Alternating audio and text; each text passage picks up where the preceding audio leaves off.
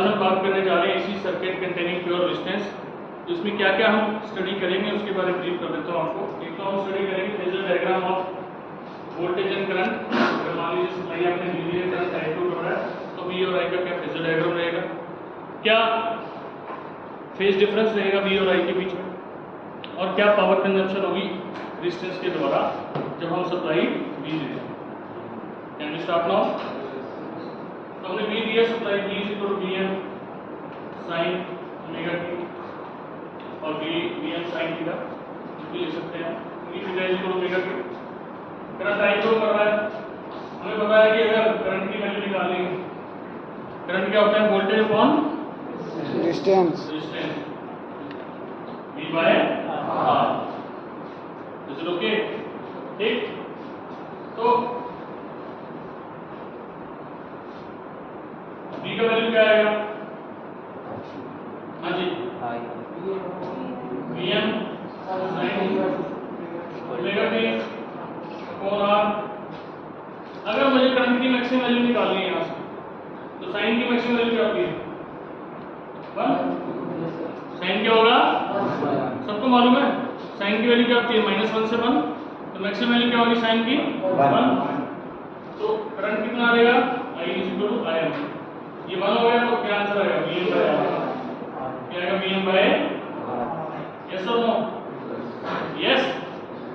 तो यहाँ पे Vm बाय R की जगह मैं क्या पुट कर दूंगा? I = क्या आ गया मेरे पास? Im sin omega t। समझ आ गई बात? यहाँ Vm बाय R है ना, इसलिए मैंने क्या लिख दिया? Im मतलब एक्शन करंट, मतलब क्योंकि जब मैंने एंगल 90 डिग्री पुट किया तो मेरा क्या आया? मैक्सिमम करंट आया। क्या आया? करंट I = Im बन गया जब साइन का वैल्यू 1 हुआ। जब साइन का वैल्यू तो करंट का वैल्यू मैक्सिमम हो गया Im। क्या हो गया? साइन करंट का वैल्यू Im। ओके, अभी करंट का रिलेशन आ गया। पहले वोल्टेज का था, ये करंट का। अब दोनों में अगर बात करें तो फेज डिफरेंस है, यहाँ भी साइन मिलेगा कि यहाँ भी साइन, तो there is no phase difference. अगर प्लॉट करूंगा दोनों का शेप सेम बनेगी, इनिशियल सेम है ना दोनों का। यहाँ भी साइन ओमेगा t है, वहां भी, तो फेज डिफरेंस क्या आएगा? पहला स्टेप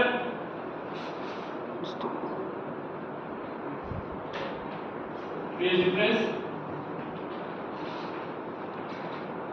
5 0।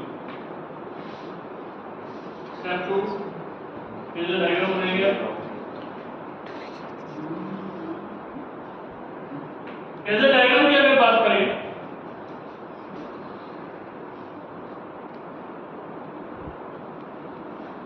कैसे आएगा? मान लेते हैं कि वोल्टेज ये मानी मैंने V, वोल्टेज V मानी, ठीक।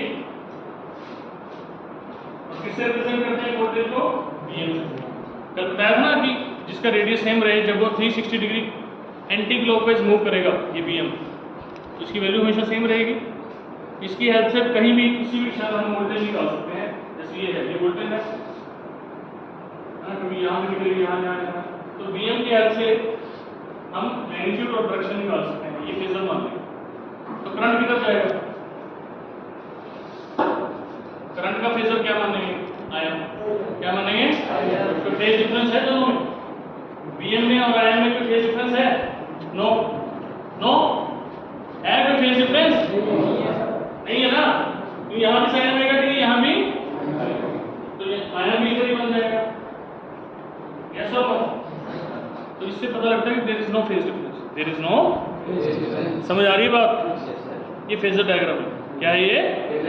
जो हमेशा मैक्सिमम वैल्यू से रिप्रेजेंट किया जाता है। फेजर जो है ना, एक करंट का Im होता है, वोल्टेज का Vm होता है। Is it okay? फिर हम बात करेंगे कंज्यूम कितनी हो रही है power, how much power it is consuming, how much power it is consuming. Power क्या होती है? V × I। पावर क्या होती है? V × I। V की वैल्यू पुट कर दो, Vm sin omega t, Im sin omega t, that is Vm Im divided by 2 multiplied by 2 sin square omega t हो गया। साइन इंटू साइन क्या होगा? Sine square. Sine into sine क्या होगा? Sin square. 2 से divide कर दिया, 2 से मल्टीप्लाई कर दिया। यहाँ लिख रहा हूँ आगे 2 को मैंने 2 हिस्सों में बांट दिया, एक रूट 2 इंटू रूट 2 2 हो जाएगा ना? Root 2 into root 2 2। अब साइन स्क्वायर ओमेगा टी का फॉर्मूला होता है, सबको मालूम है क्या होता है formula? Sine square theta 1 minus cos 2 theta divided by 2। तो 2 साइन स्क्वायर थीटा का क्या फॉर्मूला होगा? 1 minus cos 2 theta 1 minus Cos 2 theta. अब आप सोच रहे होंगे कि मैंने क्यों कन्वर्ट किया इसको साइन स्क्वायर को कॉस की फॉर्म में? क्योंकि मैं साइन स्क्वायर को प्लॉट नहीं कर सकता, मैं किसको प्लॉट कर सकता हूँ? साइन या कॉस को। साइन या तो स्क्वायर का मैंने फॉर्मूला लिख दिया in term of cos, in term of is it okay? तो यहाँ आ गया 1 minus cos 2 omega T. Okay, ऐसा क्यों किया? मुझे एवरेज पावर निकालनी थी, इसलिए क्या निकालनी थी? Vm/√2 का ड्राइव किया था, किसका फॉर्मूला है? Yesterday we have derived VRMS, किसका फॉर्मूला है? RMS value. Im/√2 किसका फॉर्मूला है? अब एवरेज निकालना है। 1 का एवरेज क्या होता है? 1 का एवरेज क्या होगा? कांस्टेंट का एवरेज क्या होता है? कांस्टेंट। 1 का एवरेज 1। कॉस का एवरेज क्या आएगा? आपको मैंने बताया था इस चैप्टर के स्टार्टिंग में कि जब मैं एवरेज लेता हूँ, ध्यान से सुनना, एवरेज का मतलब होता है सभी टुकड़ों को सम करो और n से डिवाइड करो। ऊपर पॉजिटिव टुकड़े हैं, नीचे negative. Positive plus negative answer क्या आएगा? क्या आएगा आंसर? 0. चाहे वो साइन वेव है चाहे कोसाइन वेव है, हमेशा आंसर क्या आएगा उसका? 0। क्या आएगा उसका आंसर? 0 हो जाएगा। तो इसका जो एवरेज है वो क्या होगा यहाँ पे? 0। 1 माइनस 0 1। तो पावर एवरेज कितनी आ गई? IRMS into VRMS। ये यहाँ पे बनाने की जरूरत नहीं है, ये याद करना आपको। ये जो बच्चे नहीं आए थे क्लास में, RMS वैल्यू हमने ड्राइव करके दिखाई थी साइन वेव की, अगर आपको याद है। Vm/√2 होती है, याद कर लो जिसको नहीं पता। जो नहीं आया था, जिसका फर्स्ट लेक्चर है वो भी याद कर लो, जो एब्सेंट थे वो भी याद कर लो। RMS वैल्यू क्या होती है? Vm/√2। Vm/√2। ऐसे ही हमने एवरेज वैल्यू भी करवाई थी। एवरेज वैल्यू क्या थी? 2im/π। 2im/π, ठीक है? तो गुड मॉर्निंग एवरीवन। तो आज हम बात करने जा रहे हैं AC circuit containing pure inductance. तो इंडक्टर का बिहेवियर देखेंगे कैसे बिहेव करता है अगर वो प्योर है, जब हम AC सप्लाई देते हैं, जब वोल्टेज सप्लाई दे रहे हैं V = Vm sin ओमेगा। तो इसमें भी 3 चीजें डिस्कस करेंगे हम, जैसे रेजिस्टेंस पे किया है। पहले नंबर पे हम फेज डिफरेंस कैलकुलेट करने की कोशिश करेंगे कि वोल्टेज और करंट के बीच में फेज डिफरेंस क्या है। दूसरा हम फेजर डायग्राम बनाएंगे। तीसरा पावर कैलकुलेट करेंगे। सिंपल। तो पहला अगर हम फेज डिफरेंस निकालना चाहते हैं, वोल्टेज मुझे पता है तो क्या निकालूंगा मैं? क्या निकालूंगा मैं? करंट। सिंपल। अब वोल्टेज सबको पता है, ये सब इंडक्टर का होता है। इंडक्टर का प्रॉपर्टी होता है it always oppose the change in pose of it. It always oppose the change in, ठीक है? तो V क्या होता है? -E। E अपोज करता है, बैक ईएमएफ होता है। क्या होता है? V सप्लाई के यहाँ क्या आता है? बैक ईएमएफ, जो हमेशा V को अपोज करता है। V को क्या करता है? अपोज करता है। और E का वैल्यू क्या होता है? -L/dt। इंड्यूस्ड ईएमएफ का फॉर्मूला होता है L/dt। क्या फॉर्मूला होता है? L/dt। माइनस में माइनस माइनस क्या हो जाएगा? प्लस। तो V क्या आ जाएगा? L/dt। हमें निकालना है करंट। क्या निकालना है हमें? करंट। क्या निकालना है? करंट। तो यहाँ से L/di क्या आएगा? V/dt। dt को उधर ले गया, ठीक है? यस।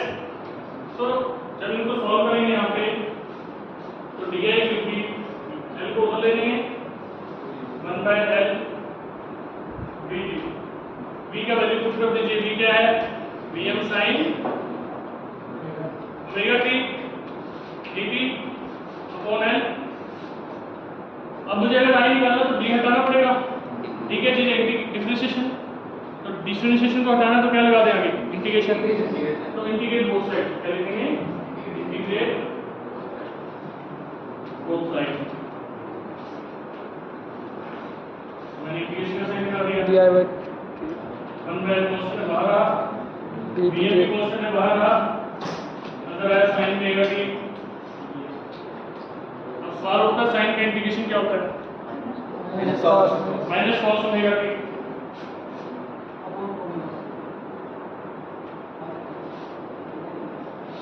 अपॉन ओमेगा, तो विद रिस्पेक्ट टू टी कर रहे हैं, तो जो कोएफिशिएंट होता है टी का उससे डिवाइड करते हैं इंटीग्रेशन में, जो भी कोएफिशिएंट होगा टी का उससे डिवाइड करेंगे इंटीग्रेशन में।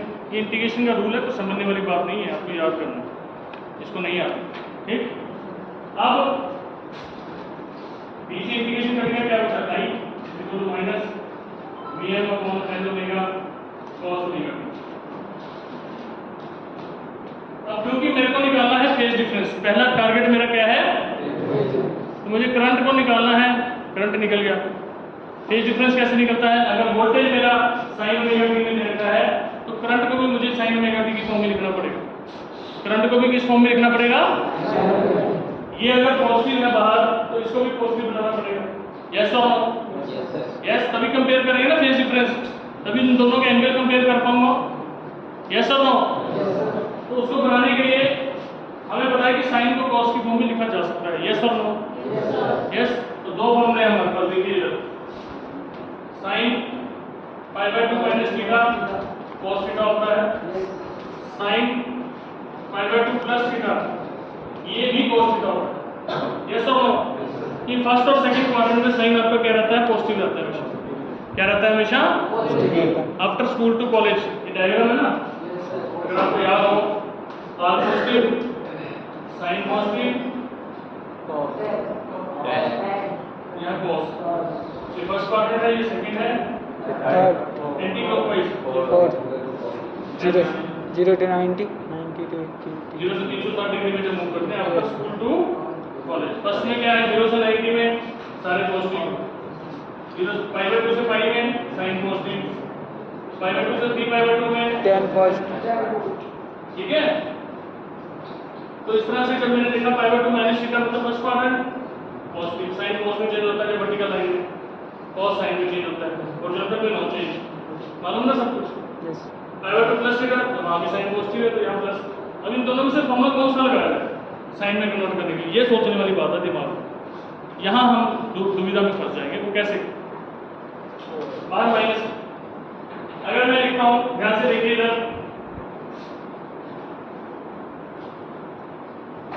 Sine pi by 2 plus omega T, ध्यान से देखिए इधर, पाई बाय 2 प्लस ओमेगा टी होता तो कॉस ओमेगा टी है ना, बट मैं माइनस को खत्म नहीं कर पाऊंगा, माइनस साइन को खत्म। अगर मैं लिखता हूं पाई बाय 2 माइनस, अगर ये वाला यूज करता हूं ऊपर वाला, तो इस माइनस को मैं अंदर ले जा सकता हूं, माइनस को अंदर। वैसे भी मुझे ओमेगा टी क्या चाहिए इस हिसाब से? प्लस चाहिए, माइनस चाहिए, ओमेगा टी इधर, और यहाँ फ्रंट में भी क्या चाहिए फिर कंपेयर करने के लिए? प्लस। तो कैसे आ पाएगा इन दोनों ऑप्शन में से? इस ऑप्शन से माइनस को अंदर ले लेंगे, क्या आएगा? Minus Vm upon L omega sine, minus अंदर जाएगा, क्या आ जाएगा? Omega t minus pi by, minus खत्म कर दिया, अंदर जाके ब्रैकेट में। समझ आ गई बात? यस और नो? माइनस को अंदर लेके जा सकते हैं ना, sine minus theta is equal to minus sine theta. Yes. तो अब अगर मुझे करंट का वैल्यू मैक्सिमम निकालना है, करंट का वैल्यू क्या निकालना है? क्या निकालना है? हेलो, मैक्सिमम निकालना है। अगर मुझे करंट का वैल्यू मैक्सिमम निकालना है, I is equal to I m निकालना है, तो ये साइन क्या होना चाहिए? 1। क्या होना चाहिए? 1। तो मैक्सिमम वैल्यू क्या है? I am Vm by L omega, Vm by L omega. अगर आपको याद हो तो मैंने बताया था एक बात आपको कि आज मैं इंडक्टर का फॉर्मूला लिख रहा हूँ, इंडक्टिव रिएक्टेंस का, रेजिस्टेंस निकाल रहा हूँ, ये सीधा लिख रहा हूँ। कल को मैं प्रूफ करके दिखाऊंगा कि कैसे है रेजिस्टेंस। याद है किसी को? पहले हमने यूज किया था ना फॉर्मूला इंडक्टर का, एक्सएल का 2 पाई एफ एल, तो मैंने बोली भी थी बात कि आने वाले टाइम में मैं आपको प्रूफ करके दिखाऊंगा कि ये फॉर्मूला आया कहाँ से, ये फॉर्मूला आया कहाँ से? तो आज यहाँ से आया। देखिए कैसे करंट होता है voltage upon resistance, voltage upon distance और इंडक्टर का रेजिस्टेंस कैसे रिप्रेजेंट करते हैं? एक्सएल से। कैसे? एक्सेल से। Is it okay? करंट होता है वोल्टेज अपॉन रेजिस्टेंस, तो वोल्टेज अपॉन रेजिस्टेंस को क्या लिख लिया? एक्सएल। एक्सएल क्या आ गया यहाँ से? Omega L. क्या आ गया? ओमेगा कितना है? 2 पाई एफ। तो पहले हमने ये फॉर्मूला यूज किया था, अगर आपको याद है, आज डिराइव किया है। आज डिराइव किया कि यहाँ से आता है। कहाँ से आता है? वहाँ से। Is it okay? यस। तो यहाँ से करंट कितना आ गया मेरे पास? आई। ये वैल्यू क्या है? Vm by L omega. I am yes. Vm by L omega क्या है मेरे पास? I am. यस आई तो एम यहाँ आई एम पुट कर दो आई की जगह। I is equal to I m sine omega t sine omega t omega t minus omega two. तो ये करंट का फॉर्मूला। करंट और वोल्टेज ब्रैकेट में रखना। अब कंपेयर करो जरा फेज डिफरेंस कितना है? यहाँ ओमेगा टी, यहाँ अब कौन आगे कौन पीछे? करंट आगे कि वोल्टेज आगे? वोल्टेज आगे, करंट पीछे। करंट कितना? पाई बाय 2। कितना? Now voltage is leading the current by an angle pi by 2। लिखिए पहला स्टेप लिखिए फेज डिफरेंस। हाँ तो मैं पहले कंप्लीट कराता हूँ। स्टेप 1 इसमें आया है phase difference by pi by 2। But voltage lead कर रहा है, करंट पीछे। Voltage leads current. ठीक है? कितने से? पाई बाय 2 से लीड कर रहा है। Step 2 phasor diagram.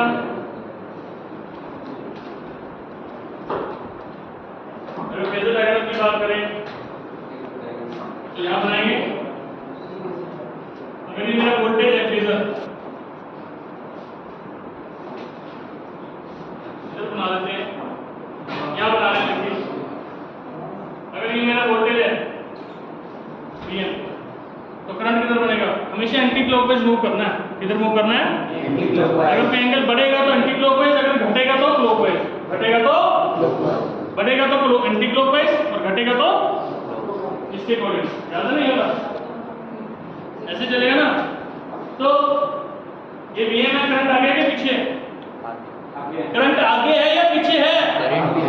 हाँ जी, सोच समझ के बोलिए। करंट पीछे है सर, वोल्टेज आगे है। वोल्टेज आगे है ना? ये सर वोल्टेज आगे तो है। करंट किस तरह बनेगा? नीचे के ऊपर क्लॉकवाइज है ना? आगे वोल्टेज ऊपर नीचे बनेगा। किधर बनेगा? नीचे। क्योंकि अगर आगे होता तो एंटी क्लॉकवाइज मूव करते हैं। मैंने क्या बोला? पीछे है तो नीचे जाना। यस और नो? यस। तो ये इसका फेजर डायग्राम। एंगल कितना बना है इसके बीच में? 90 डिग्री। क्लियर? फिर आता है हाउ टू कैलकुलेट पावर।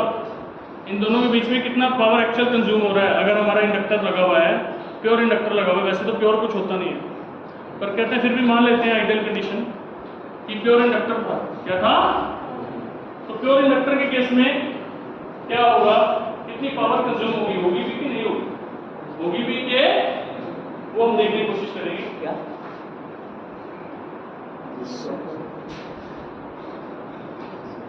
यहाँ करें, बाकी आप नोट कर लेना। पावर कितना होता है? V इंटू आई। V कितना है? Vm sign. M कितना है? Im sign omega t minus pi by 2। Solve कर लो। Im Vm बाहर आ गया। Sign omega t sine cos omega T बाहर माइनस आ गया। एक साइन कॉस में कन्वर्ट हो जाएगा ना? यस। आप फिर से 2 से डिवाइड कर दो, 2 से मल्टीप्लाई कर दो। 2 को कैसे लिखेंगे? √2 या लिखेंगे 2 sign omega T cos omega T. ठीक है? क्लियर?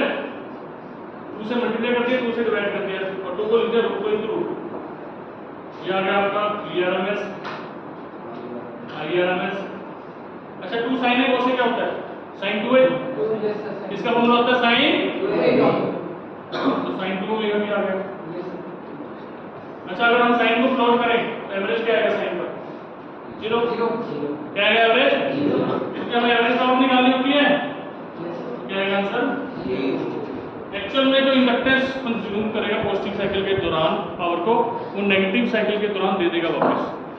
एक्चुअल पावर कंज्यूम कितनी होगी? 0, because there is no loss. Why there is no loss? Because it is a pure inductance we have assumed. क्या माना हमने? प्योर इंडक्टेंस के case में power consume नहीं होती। जो पॉजिटिव साइकिल में वो लेता है पावर को, नेगेटिव साइकिल में वही पावर को रिटर्न बैक कर देता है। क्या कर देता है? रिटर्न बैक कर। इज इट ओके और not? Yes sir. Is it okay? तो क्या क्या हमारे पॉइंट्स निकले? 3। पहला पॉइंट फेज डिफरेंस आया π/2। क्या आया? π/2। तो यहाँ से फेज डिफरेंस कितना आया मेरे पास? पहला point π/2, first point. Second point में मैंने फेजर डायग्राम बनाया किया, वोल्टेज आगे है, करंट पीछे है। Anti clockwise. तीसरा स्टेप मैंने पावर निकाली, कितनी आई? 0। पावर कंज्यूम एक्चुअल में कितनी हो रही है? In case of AC circuit containing pure inductor. Resistance के केस में कितनी थी? Vrms into Irms। ठीक है? So with this, thank you so much. I hope you understand this topic.